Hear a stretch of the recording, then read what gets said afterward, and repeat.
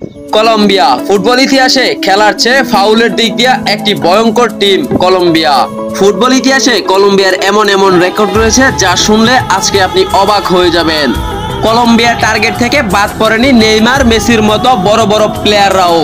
2014 সালে কোপা আমেরিকায় ব্রাজিলের বিপক্ষে নেইমারকে কোমর ভেঙে দিয়েছিল এই কলম্বিয়া।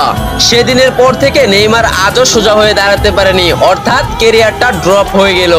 কিন্তু কলম্বিয়া তাদের নিজেদের লক্ষ্য থেকে বেরিয়ে আসেনি।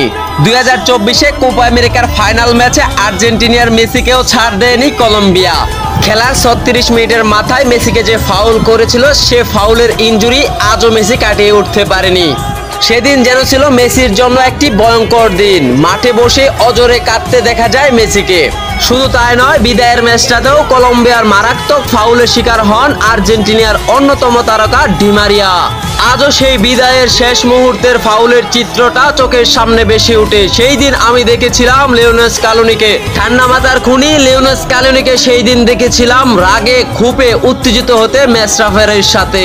মেসির পা, নেইমারের কোমর ভাঙা আমরা হয়তো মনে রেখেছি, কিন্তু এমন অনেকেই আছে যাদের সাথে কলম্বিয়া মারাত্মকভাবে ফাউল করে খেলে এসেছে এই পর্যন্ত। সেই কলম্বিয়ার সাথে 2026 ওয়ার্ল্ড কাপের কোয়ালিফাই ম্যাচ খেলতে আজ রাত মাঠে নামবে আর্জেন্টিনা। কলম্বিয়ার সাথে আর্জেন্টিনার শেষ ম্যাচটা ছিল কোপা আমেরিকার ফাইনাল। সেই ফাইনাল ম্যাচে ইনজুরিকৃত মেসি আজও ফিরতে পারেনি খেলার মাঠে। তাই তো আজকে বড় একটা সুযোগ আছে কলম্বিয়ার আর্জেন্টিনাকে হারাবার। তার সাথে রয়েছে ফাইনাল ম্যাচ হারার প্রতিশোধ। কিন্তু সেই সুযোগ আর প্রতিশোধের সুযোগ হয়তো দিবে না দিপল মার্টিনেজ দিবালারা।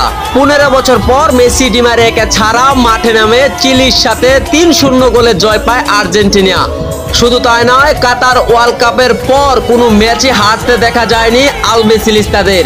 সেই জয়ের ধারাবাহিকতা ধরে রাখতে আজও আপ্রাণ চেষ্টা করবে সেই লিওনেল স্কালোনির দল। আপনার কি মনে হয় কলম্বিয়ার সেই ফাউল করা মারাত্মক টিমের সাথে আজকে আর্জেন্টিনা পেরে উঠবে?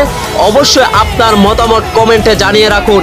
ভিডিওটি ভালো লাগলে অবশ্যই শেয়ার করতে, লাইক করতে, কমেন্ট করতে ভুলবেন না। দেখা হবে অন্য কোনো ভিডিওতে। সেই পর্যন্ত ভালো থাকুন, সুস্থ থাকুন। আল্লাহ হাফেজ।